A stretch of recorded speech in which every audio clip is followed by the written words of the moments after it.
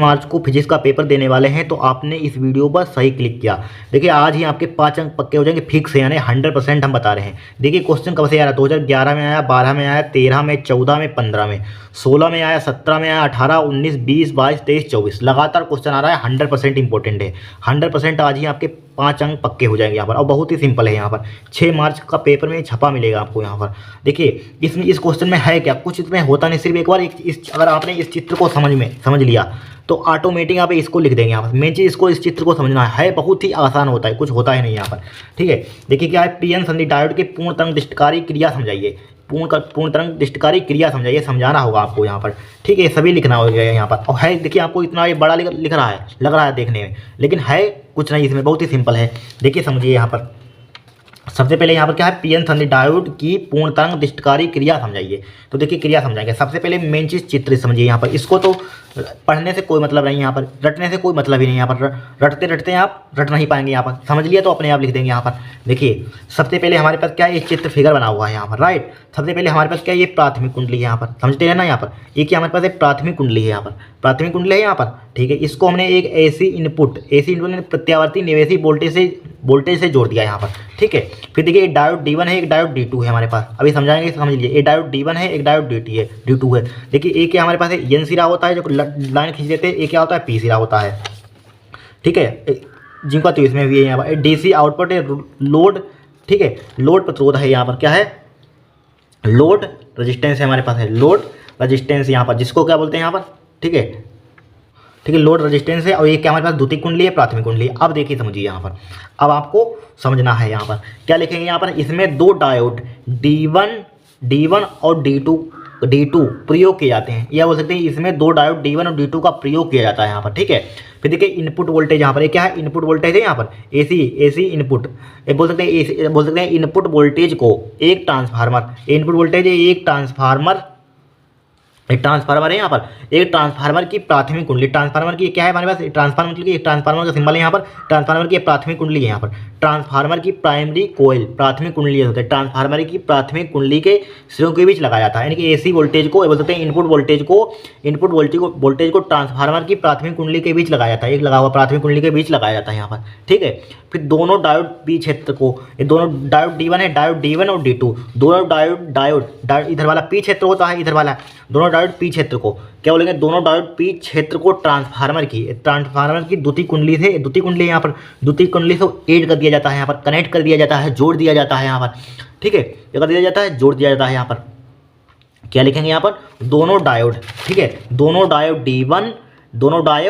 D1 और D2।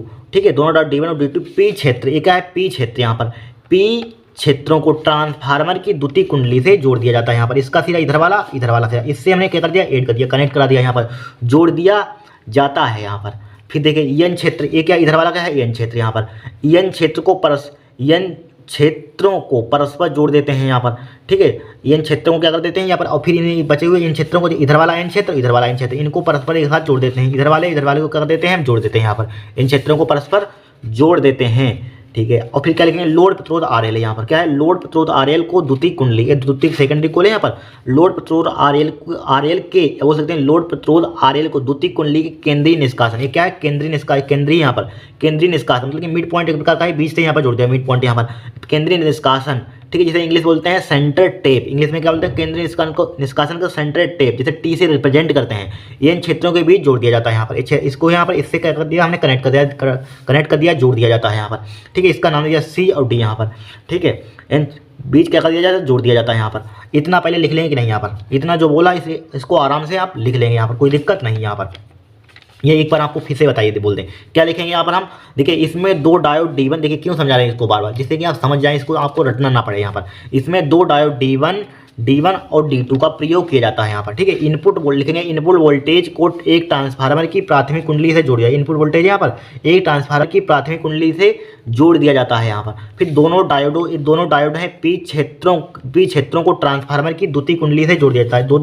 दो diode के पी क्षेत्र हैं, इनको हमने इस डायोड का पी क्षेत्र वाला, किस डायोड का पी 36 वाला, इन दोनों को हमने किसमें जोड़ दिया, यहाँ पर ट्रांसफार्मर की द्वितीय कुंडली से जोड़ दिया जाता है। जुड़े हैं अब तो द्वितीय कुंडली से यहाँ पर जोड़ दिया जाता है यहाँ पर। इसी टाइप से एन क्षेत्रों को एन क्षेत्रों के साथ जोड़ दिया जाता है यहाँ पर। क्या लिखेंगे, एन क्षेत्रों को परस्पर जोड़ देते हैं, इसी प्रकार एन क्षेत्रों को एन क्षेत्रों के साथ जोड़ देते हैं या इन क्षेत्रों को परस्पर जोड़ देते हैं। फिर देखिए लोड प्रतिरोध, लोड प्रतिरोध आरएल को द्वितीय कुंडली का हमारे पास मिड पॉइंट क्या है, द्वितीय कुंडली के मिड पॉइंट से या मिड पॉइंट बोल सकते हैं, मध्य बिंदु यहाँ पर यह बोल सकते हैं यहाँ पर द्वितीय कुंडली को केंद्रीय निष्कासन से जोड़ देते हैं, वही होता है मिड पॉइंट। ठीक है, आप चाहे मिड पॉइंट भी ले सकते हैं, मध्य बिंदु भी ले सकते हैं या केंद्रीय निष्कासन बोल सकते हैं यहाँ पर। ठीक है, इन केंद्रीय निष्कासन है यहाँ पर, इन क्षेत्रों से जोड़ दिया जाता है यहाँ पर, जोड़ दिया जाता है, जोड़ा जाता है यहाँ पर। बस इतना आप लिख लिया। अब देखिए मेन काम, इतना तो आप लिख लेंगे इसको देखकर। यहाँ पर मेन काम यहाँ पर क्या समझा है, देखिए इस चित्र को देखिए, हमारे पास क्या एसी इनपुट है यहाँ पर और डीसी आउटपुट है यहाँ पर। ठीक है, क्या हमारे पास प्रथम अर्ध चक्र है यहाँ पर, एक दूसरा अर्ध चक्र है यहाँ पर। ठीक है, तीसरा चौथा इस तरह से चल रहा है यहाँ पर, प्रथम अर्ध चक्र है, एक क्या हमारे पास दूसरा अर्ध चक्र है यहाँ पर, फिर तीसरा चौथा इस तरह से चल रहा है यहाँ पर। एक हमारे पास प्रथम इधर क्या होता है पॉजिटिव होता है, फिर नेगेटिव, इधर पॉजिटिव, फिर नेगेटिव, इधर पॉजिटिव, फिर नेगेटिव, इस तरह से चलते हैं यहाँ पर, फिर नेगेटिव यहाँ पर। तो लिखेंगे यहाँ पर इसके लिए, लिखेंगे इसके लिए यहाँ पर क्या लिखेंगे, इनपुट वोल्टेज के पहले अर्ध चक्र में, ये इनपुट वोल्टेज है यहाँ पर, ये इनपुट वोल्टेज के पहले, ठीक है, एसी इनपुट है यहाँ पर, इनपुट वोल्टेज के पहले अर्ध चक्र में। ठीक है, इनपुट वोल्टेज के पहले अर्ध चक्र में, इसके लिए क्या लिखें, पहले अर्ध चक्र में ए सिरा यहाँ पर, ए वाला ए सिरा है यहाँ पर, ए सिरा हम ए सिरा टी के सापेक्ष यहाँ पर इसको देखिए, सपोज एज्यूम के लिए मान लीजिए यहाँ पर पहले प्लस मान लिया यहाँ पर, समझते हैं ना, प्लस का मान लिया इसको मान लिया हमने माइनस का यहाँ पर। ठीक है, ये प्लस होता, पहला वाला प्लस होता, प्रथम अर्ध चक्र के लिए क्या होता, प्लस होता है, तो इसलिए हमने यहाँ पर प्लस ले लिया, यहाँ पर प्लस ले लिया हमने, सॉरी यहाँ पर प्लस, हाँ इधर नेगेटिव सही है, इधर प्लस यहाँ पर नेगेटिव ले लिया यहाँ पर। अब देखिए समझिए यहाँ पर मान लीजिए हमारे पास पी सिरा, देखिए अग्र अनंत की डेफिनेशन मालूम होनी चाहिए, क्या होती है अग्र अनंत की, जब देखिए जब पी के पीएन संयुक्त डायोड के पी क्रिस्टल को बाह्य बैटरी के धन सिरे से, ठीक है, धन सिरे से तथा एन क्रिस्टल को बाह्य बैटरी के ऋण सिरे से जोड़ देते हैं, तो हमारे पास डायोड क्या होता है, अग्र अभिनत होता है। अग्र अभिनत में क्या होती है, हमारे पास धारा बहती है, बस इतना आपको ध्यान रखना है। और पश्चिम अभिनत में डायरेक्टली हम क्या कर देंगे, यहाँ पर पश्चिम अभिनत में उल्टा कर देंगे बस।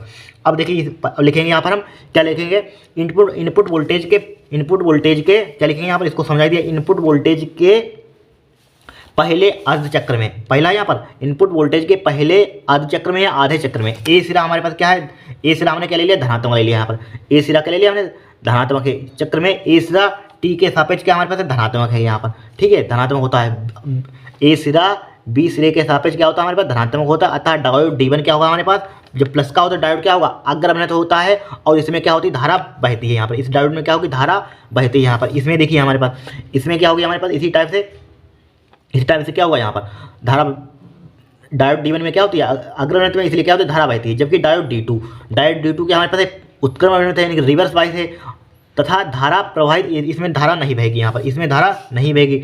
हम जानते हैं पश्चिम अभिनत में क्या होती है, धारा नहीं बहती है यहाँ पर, बोल सकते हैं उत्क्रम अभिनत है, पश्चिम अभिनत है यहाँ पर, पश्चिम अभिनत में क्या होती है हमारे पास, धारा नहीं बहती है यहाँ पर। ठीक है, इसमें क्या होगी, धारा नहीं बहेगी यहाँ पर, इतना आप लिख लेंगे यहाँ पर, कितना इसके लिए, प्रथम अर्ध चक्र के लिए यहाँ पर, प्रथम चक्र के लिए इतना आप लिख लेंगे यहाँ पर। ठीक है, धारा इसमें नहीं बहेगी, धारा हमारे पास कहाँ से बहेगी, हमारे पास सी से डी की ओर बहेगी यहाँ पर, सी से है यहाँ पर, यानी कि सी से डी की ओर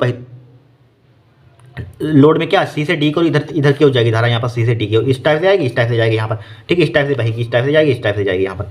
ठीक है, समझा लिया यहाँ पर। अब देखिए लिखेंगे यहाँ पर, अब यहाँ पर इसके लिए पहले अर्ध चक्र के लिए होगा, प्रथम अर्ध चक्र, अब लिखेंगे दूसरे अर्ध चक्र में, यहाँ पर दूसरा अर्ध चक्र है यहाँ पर, तो लिखेंगे दूसरे अर्ध चक्र में ए सिरा यहाँ पर। अब ए सिरा क्या करेंगे यहाँ पर, हम इसको हटा दीजिए, इसको नेगेटिव ले लीजिए, इसको पॉजिटिव ले लीजिए यहाँ पर। ठीक है, लिखेंगे यहाँ पर दूसरे अर्ध चक्र में ए सिरा हमारे पास क्या हो जाएगा, ए सिरा नेगेटिव होता है, यानी कि ऋणात्मक होता है, तब बी सिरा धनात्मक होता है। ठीक है, बी सिरा क्या होता है, धनात्मक होता है, जिससे आप डायोड डी2 में धारा बहेगी। अब क्या होगी, अब ये अग्र अभिनत हो गया, ये पश्चिम अभिनत हो गया, इसमें धारा बहेगी, इसमें धारा नहीं बहेगी यहाँ पर, तो इसमें धारा बहती है, इसमें धारा नहीं बहती है। क्या लिखेंगे यहाँ पर, दूसरे अर्ध चक्र में ए सिरा टी के सापेक्ष, ए सिरा है टी के सापेक्ष क्या हमारे पास ऋणात्मक है, नेगेटिव होता है, बी सिरा धनात्मक होता है, जब ठीक है, अब धारा डायोड डी2 से क्या होगी, प्रवाहित होगी, डायोड डी2 से धारा प्रवाहित होगी यहाँ पर। ठीक है, और लोड प्रतिरोध आरएल से पुनः सी से डी की ओर क्या होगी, हमारे पुनः सी से डी की ओर बहती है यहाँ पर, सी से डी की ओर पुनः बहती है। इस प्रकार लोड प्रतिरोध आरएल के सिरों के बीच लगातार क्या होगा, डीसी मिलती रहती है। क्या मिलती है, डायरेक्ट करंट मिलती रहेगी या मिलता रहता है, या डीसी समकारी।